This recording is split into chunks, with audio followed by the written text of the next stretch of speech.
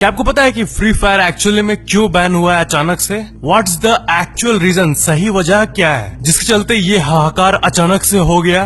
और क्या आपको पता है कि एक मगरमच्छ के चलते, पानी के मगरमच्छ के चलते पूरा का पूरा प्लेन क्रैश हो गया? इस वीडियो में आप ऐसे गजब फैक्ट्स को जानोगे कि आपके होश उड़ जाएंगे। फैक्ट नंबर 9, एक एयरक्राफ्ट था लेट L410। उसके अंदर एक इंसान क्रोकोडाइल को स्मगलिंग कर रहा था। वो क्रोकोडाइल को छुपा के रखा हुआ था प्लेन में, और अचानक से क्रोकोडाइल निकल गया।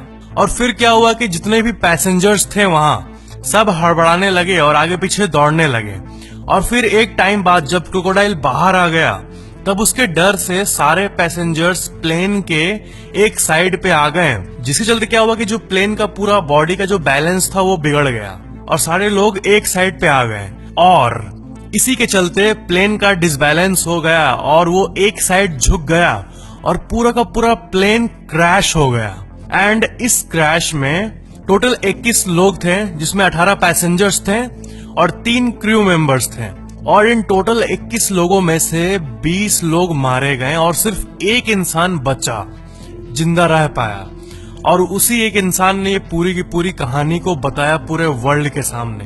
तो ये था हिस्ट्री के सबसे अजीब इवेंट्स में से एक। Fact number 8, Chichen Itza. इसको तो आपने जरूर देखा होगा, अभी के टाइम पे बहुत सारे हिस्टोरिकल फोटोज में ये दिख जाता है। बट जब ये शुरू में डिस्कवर हुआ था ना, तब ये कुछ ऐसा दिखता था और लोगों को लगा कि ये कोई माउंटेन है या वैसा कुछ है। बट उन्हें ये नहीं पता था कि आज से इतने साल पहले बना एक मॉन्यूमेंट है। एंड उस टाइम ये ऐसा दिखता था।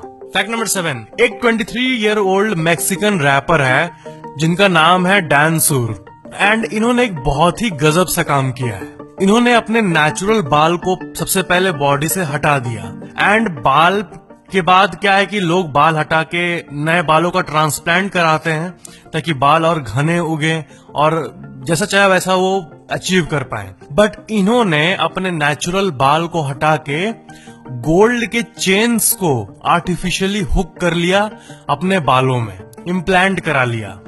मतलब गोल्ड के हुक को सर्जिकली इम्प्लांट करा लिया अपने स्कैल्प पे, और अब ये कुछ ऐसे दिखते हैं। एंड जब ये हुआ था तब इनके ऊपर कई आर्टिकल्स आए थे। मतलब ये अलग दिखने के लिए ऐसा किए, लिटरली गोल्ड के चेन्स को अपने माथे पे इम्प्लांट करा दिए। फैक्ट नंबर 6, अभी जब इतना कुछ हाकार मचा हुआ था तब साउथ कोरिया में सोशल डिस्टेंसिंग को फॉलो करने के लिए वहां पे जो एग्जाम्स हो रहे थे ना, वो लिटरली कुछ ऐसे हो रहे थे जैसा कि आप अपने स्क्रीन पे देख पा रहे हो। मतलब ओपन फुटबॉल ग्राउंड्स में बैठा के सोशल डिस्टेंसिंग का पालन किया जा रहा था और सारे स्टूडेंट्स को इतने दूर दूर बैठाया जा रहा था। ये फोटो में आपको देखने में लगेगा कि ये पास ही है kind of, but football ground बहुत बड़ा होता है। तो एक के बीच में बहुत ज्यादा डिस्टेंस था, इतना डिस्टेंस था कि कोई ऑफ कोर्स चीटिंग और ये सब का भी ध्यान रखा गया था जिससे कोई एक दूसरे को कम्युनिकेट ना कर पाए। और सोशल डिस्टेंसिंग के टाइम पर ऐसा कुछ एग्जाम साउथ कोरिया में लिया जा रहा था। फैक्ट नंबर 5, क्या आपको पता है कि एक बहुत ही अमेजिंग सा फैक्ट है, जो उल्लू होते हैं आउल, वो सांपों को अपने पेट की तरह यूज करते हैं। अपने नेस्ट, जो आउल का नेस्ट होता है ना, उसे सांप से क्लीन करवाते हैं। मतलब नौकर बना के रखते हैं सांपों को आउल के बारे में। जब मैं ये फैक्ट सुना था तब ये मुझे बहुत ही ज्यादा अमेजिंग लगा था। ये कोई मूवी का कहानी लग रहा है, लेकिन नहीं, नेचर में बहुत से अमेजिंग चीजें हैं जो कि हमें बहुत कम पता है। वो एक तरह के स्नेक्स को लाते हैं, उल्लू, जिसे कहते हैं ब्लाइंड स्नेक्स, एंड उन्हें अपने पेट की तरह इस्तेमाल करते हैं। फैक्ट नंबर 4, क्या आपको पता है कि क्रोकोडाइल एंड एलिगेटर जो है वो इतने लेजी दिखते होंगे आपको। ये बहुत बड़े क्रीचर्स होते हैं, लेकिन ये पेड़ पे भी चढ़ सकते हैं एंड ये हमेशा ऐसा करते रहते हैं रेगुलरली। जी हाँ, क्रोकोडाइल एंड एलिगेटर जो है ये क्लाइम कर सकते हैं ट्रीज में। फैक्ट नंबर 3, क्या आपको पता है कि एक स्कैमर है जो कि $242 मिलियन का एक एयरपोर्ट, एक बैंक को बेच डाला। वो भी एक ऐसा एयरपोर्ट जो कि एक्चुअली में कभी एग्जिस्ट ही नहीं करता था। जी हाँ, मतलब एक ऐसा एयरपोर्ट जो कि एग्जिस्ट नहीं करता था, इसको बैंक को बेच डाला और उसे $242 मिलियन भी मिले। और सबसे अमेजिंग बात यह है कि 3 साल बाद जाके ये पता चला किसने तो एक ऐसा एयरपोर्ट डॉक्यूमेंट में लिखा था जो कि था ही नहीं। मतलब ये कैसे हो सकता है? $242 मिलियन। मतलब करीब 1700 करोड़ रुपए का एयरपोर्ट इसने डील में बेच डाला, जो कि एग्जिस्ट ही नहीं करता था, और ये 3 साल तक पता ही नहीं चला। जब भी ऐसा कोई डील होता है तो बहुत सारे लॉयर्स और बहुत कोई इसमें इन्वॉल्व होते हैं, बट पता नहीं कैसे सबको खरीद लिया या क्या।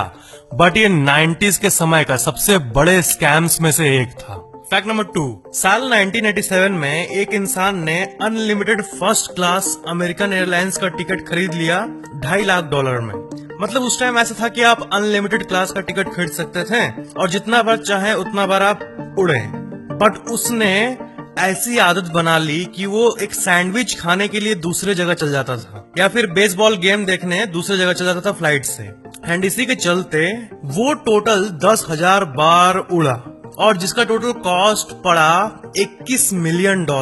मतलब 1.5 करोड़ के टिकट पे उसने 150 करोड़ का फायदा लिया। एंड इसी के चलते एयरलाइन कंपनी ने साल 2008 में उसके टिकट को टर्मिनेट कर डाला।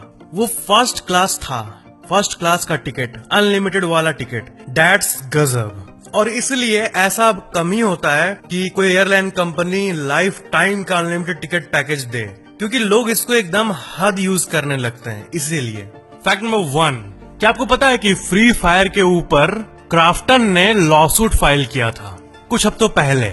जी हाँ, आपने सही सुना। क्राफ्टन ने ये एक्यूज किया था कि पबजी मोबाइल के कुछ एलिमेंट्स ये गेम कॉपी करता है, और क्राफ्टन ने गूगल और एप्पल पे भी लॉसूट फाइल किया था ये बोल के कि वो अपने रेस्पेक्टिव ऐप स्टोर्स में इसको अलाउ कर रहे हैं। एयर ड्रॉप फीचर और बहुत सारे जो ओपनिंग सीन्स और सिलेक्शन ऑफ वेपन्स, ये सब चीज जो है, ये सब एलिजिडली फ्री फायर ने पबजी मोबाइल से कॉपी किया था। एंड ये एक रीजन हो सकता है फ्री फायर बैन का, एंड इसी के चलते शायद फ्री फायर रिमूव हो गया। बट इंडिया टुडे का आप ये आर्टिकल देखो, गूगल के स्पोक्स पर्सन ने ये कहा है कि under section 69 of the IT act ये टेम्पोररीली ब्लॉक्ड हुआ है, और जो डेवलपर्स है उसको नोटिफाई कर दिया गया है। अब इसके आगे क्या होगा ये सब सस्पेंस में है कि आगे क्या होने वाला है। एंड इसके साथ साथ 54 चाइनीज एप्स को भी बैन कर दिया गया है। वैसे फ्री फायर का कोई चाइना से लिंक नहीं है, वो सिंगापुर से लिंक्ड है। और जो 54 एप्स बैन हुए हैं उसका पूरा लिस्ट यहाँ देख सकते हो।